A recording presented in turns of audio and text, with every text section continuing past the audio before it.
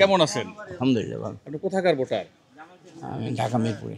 ঢাকা মিরপুর এখানে আসছেন কেন বেড়াইতে? গ্রামের বাড়ি এখানে। আচ্ছা আচ্ছা। আমরাও এখান থেকে ঢাকায় যাবো, আমরা একটা কাজে আসছিলাম, জরিপের কাজে।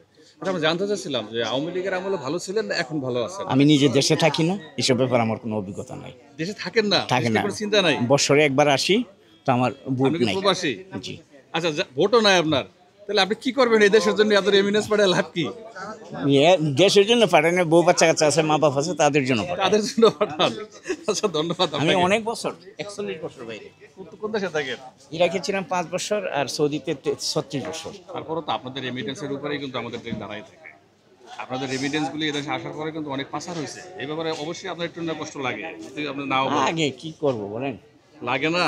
অবশ্যই। তারপর আপনি একটু বলতে পারেন, মন্তব্য করতে পারেন, স্বাধীন মন্তব্য। সামনে সাথে একটা নির্বাচন আসতেছে, আপনার ভোট নাই ঠিক আছে, কিন্তু কোন দল আসলে আপনার রেমিটেন্সের সদ্ব্যবহার হতে পারে বলে মনে করেন? চুরি বাটপারি হবে না। কারণ তো বিশ্বাস করা যায় না, যা শুরু হয়েছে দেশে। কাউকে বিশ্বাস করতে পারতেছেন না? জামায়াত ইসলামী দলগুলা, তারপরে বিএনপি, এরাই তো আছে। আছে তো এরাই। কারোর উপরে ভরসা নাই। হ্যাঁ, যখন ইলেকশনের আগে এত সুন্দর সুন্দর কথা বলে নেতারা, জি, যখন ইলেকশন হয়ে যায় হয়ে যায়। বাস এর সাথে কথা বলতে স্লিপ লাগে। ছেলে হ্যাঁ, লাগে। বড় বস, এই জন্য এদের থেকে দূরে থাকে। প্রবাসীদের কিন্তু টাকাই কিন্তু আমরা চলি বাংলাদেশের মানুষ, সেটা কিন্তু আপনি স্বীকার করেন না, অনেকে স্বীকার করেন না। ওই আমরা প্রবাসী যারা আছে তারা কি কামলা কত মন্তব্য করে। ভোটের অধিকারই দিবার চাচ্ছে না, কিন্তু আপনাদের ব্যাপারে কিন্তু সর্বোচ্চ বেশি কথা এখন জামায়াত বলে আপনাদের ভোটের অধিকারের জন্য বা এটা আপনাদের কয়, কিন্তু বাস্তবে গিয়ে দেন এয়ারপোর্টে যে একটা হেস্তনস্তে করে ওরা, যারা প্রবাসী আছে আসে হেরা না, কইতে পারে। তবে আমি এটা বিশ্বাস করি আমার সাংবাদিকতার জীবনে, জামায়াত যদি যেভাবে প্রবাসীদের জন্য জামায়াত কাঁদে, জামায়াত যদি দুর্নীতি দল না, ওরা কিন্তু ভালো কিছু করবে প্রবাসীদের জন্য যদি আশাবাদী সবাই হয়তো কিছু করবে। আচ্ছা, ধন্যবাদ আপনাকে সময় Thank দেওয়ার you. জন্য। হ্যাঁ, আজমপুরের ভোটার। আচ্ছা, আপনার কাছে জানতে চাচ্ছি, যেহেতু দেশ স্বাধীন, একদম মানুষ স্বাধীনভাবে কথা বলতে পারে, বিগত আওয়ামী লীগের আমলে ভালো ছিলেন না এখন ভালো আছেন? অনেকটা বলতে অনেক তো ভালো আর মনে করি সব কিছু ভালো আছে। আওয়ামী লীগের সময় আরো ভালো ছিলেন। আচ্ছা, এখন কোন জিনিসটা খারাপ মনে হইতেছে দেশে?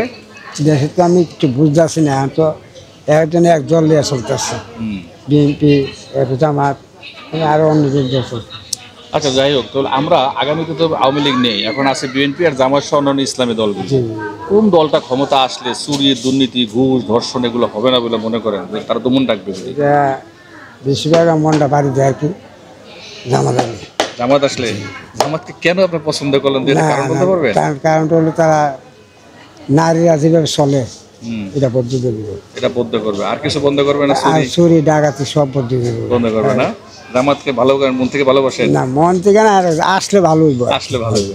আচ্ছা, ধন্যবাদ আপনাকে। জি, কোন জায়গার ভোটার আপনি? আমি মাধবপুর। মাধবপুরের না?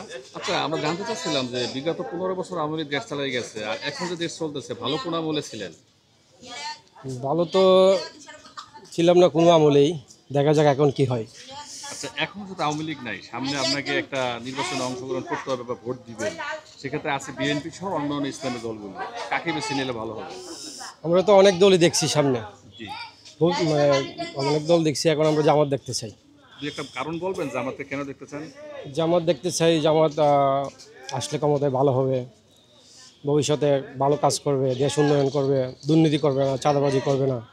জামাত দুর্নীতি করবে না? দুর্নীতি করবে না। জামাতের বিরুদ্ধে দুর্নীতি, চাঁদাবাজির অভিযোগ নাই? নাই, এই কারণে জামাতকে পছন্দ করতেছে? ইনশাল্লাহ, হ্যাঁ, এই জন্য আদর্শগত দিক থেকে জামাত সবার সাথে জামাত কেমন? সবার থেকে সেরা আছে জামাত, সবার উপরে। আপনাদের তরুণ ভোটারগুলো কিন্তু এবার অনেক বড় ফ্যাক্টর। তরুণরা বাংলাদেশের 33% ভোটের অধিকারী এখন। তরুণরা যে দলকে চাইবে সেই দলই কিন্তু ক্ষমতায় যাবে। সেই হিসাবে আপনার তরুণ, আপনি গত 15 বছর ভোট দিতে পারছিলেন, পারিনি, ভোট দিতে পারিনি। এইবার নতুন ভোটের অধিকার প্রয়োগ করবেন, জি, তো আশা করতে পারি আপনি জামাতকে ভোট দিবেন। জি, শুধু আপনিই দেবেন না, আপনার পরিবারকে উদ্বুদ্ধ করবেন? সবাইকে দেবো, আমার পরিবারকেও বলবো, আমার আত্মীয় স্বজন যারা আছে তাদেরকেও বলবো, আমার বন্ধু বান্ধব যারা আছে আমার বয়সী তাদেরকেও বলবো তার যে মানে আমাকে, আপনি রাষ্ট্রটাকে পূর্ণ গঠন করতে চান, দুর্নীতিমুক্ত করতে চান। ইনশাল্লাহ। আপনার আশাকে ধন্যবাদ।